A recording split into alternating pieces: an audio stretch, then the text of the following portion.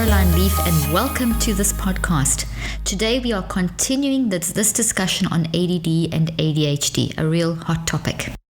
When we gather information like puzzle pieces without putting the puzzle together, intellectual growth is stifled. And this is kind of what's happening when we talk about ADD and ADHD in society today. What we have is a crisis of quantity over quality, and the consequences are frighteningly evident in society.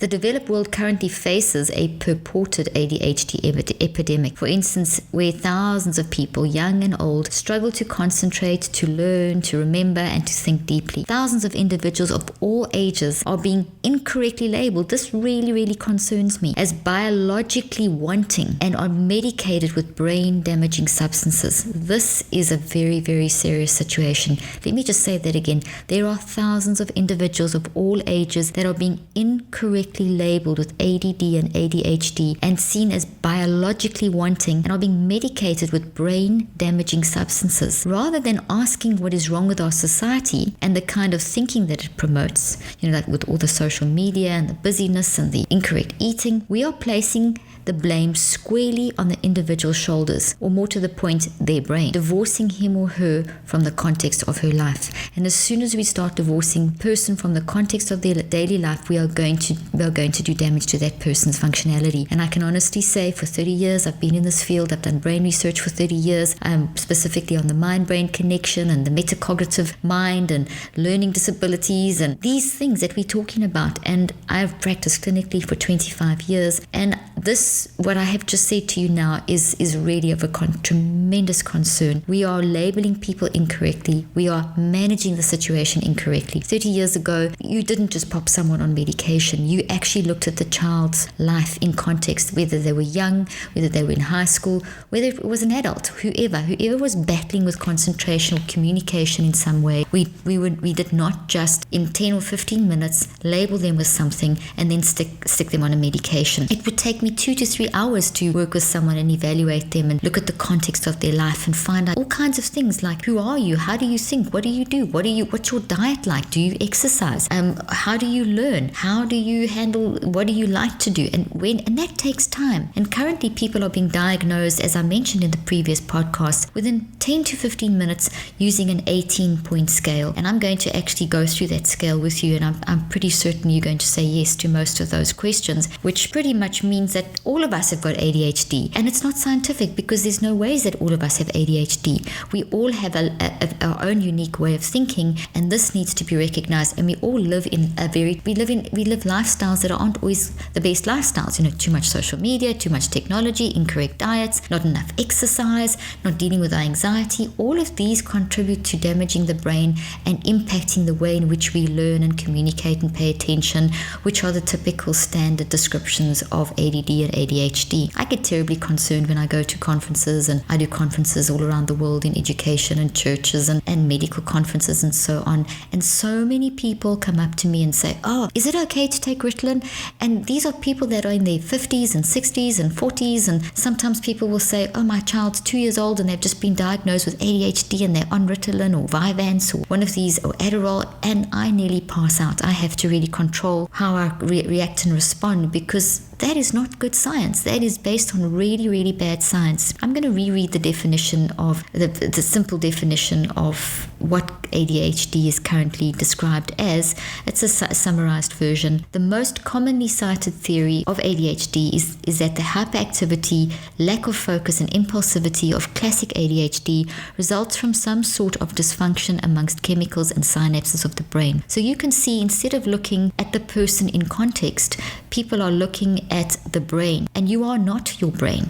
Your mind and your brain are separate. Your mind controls your brain. Your brain is physical substance, very complex, but it's where memories are stored, and it responds to the mind. The mind works through the substrate of. So if we make bad decisions with our mind, if we don't learn correctly, we actually damage the brain, and that can then have a boomerang effect back into the brain. Everyone can learn how to learn. And paramount in this whole ADHD thing, epidemic, hoax, whatever you want to call it, that is happening at the moment, a lot of it boils down to these lifestyle factors of what are you eating? Are you exercising?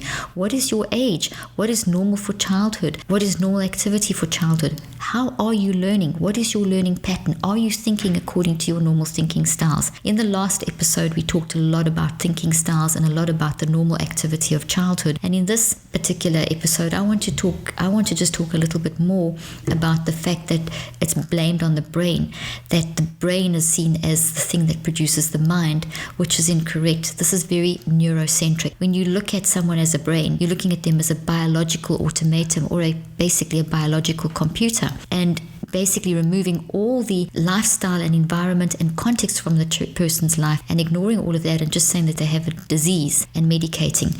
This is called the biomedical model, and the approach is psychopharmacological. And what that basically, those big words mean, is that what they're doing, their behaviors are diagnosed very quickly to be a disease of the brain, and the brain is seen as the primary cause of all of this, in all of these communication and learning problems or focus, concentration, activity, etc. And that's incorrect, and it's not even scientific, hasn't been proved. It's the fact that people even indicate that ADHD or ADD is a chemical, some sort of chemical imbalance, which is similar to what they say about depression, is not even. It's a long discredited theory. It's basically even very eminent and highly prestigious psychiatrists at top universities have gone so far as to claim that psychiatry never promoted this bias that ADD and ADHD is a brain disease. However, this is how it's being managed currently. So when you have a situation where science actually is saying one thing and the approach is saying something else, it's a tremendous concern. And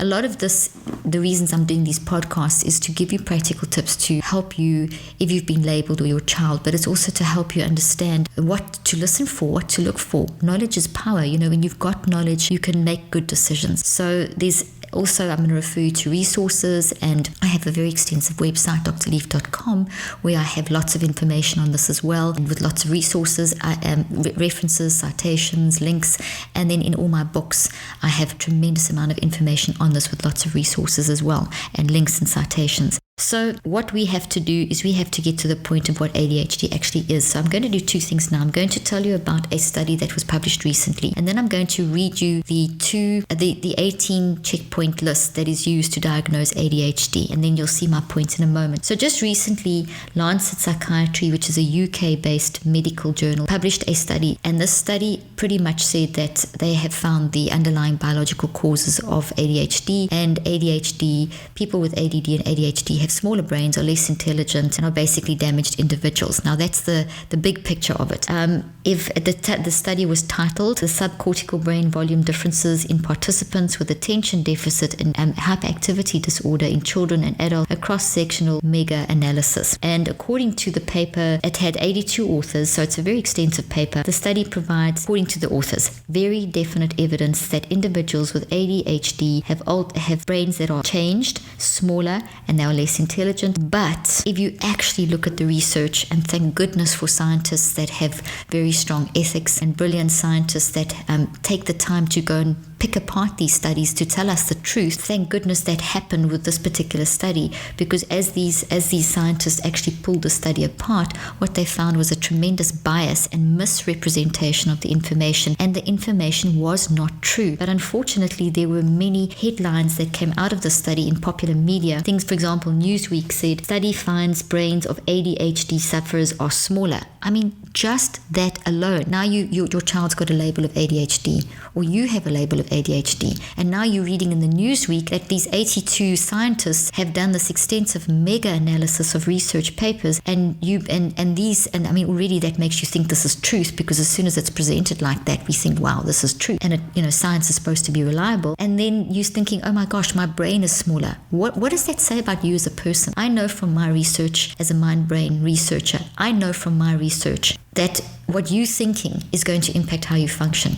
I know that labels lock you in, and besides my research, there are thousands of papers daily coming out of universities globally showing the impact of the mind over the brain, how the mind influences the physical functioning of our bodies, how strong our minds are in influencing how we function as a human. So if I'm going to tell you that you have a smaller brain because you have ADHD and you have a disease, that's a terrible proclamation to make over someone, and something that I never ever did in my practice. And this is really the objective of so many brilliant therapists out there that agree with me. There's a whole lot of scientists and therapists that work in this field that agree with what I'm saying now. I always looked at the context of the child's life, of the adult's life. For more information on this, you can go to my website, drleaf.com, and you'll find blogs and scientific FAQs and different websites and links. I also recommend that you get my book, Switch on Your Brain, which has a lot of information on how we think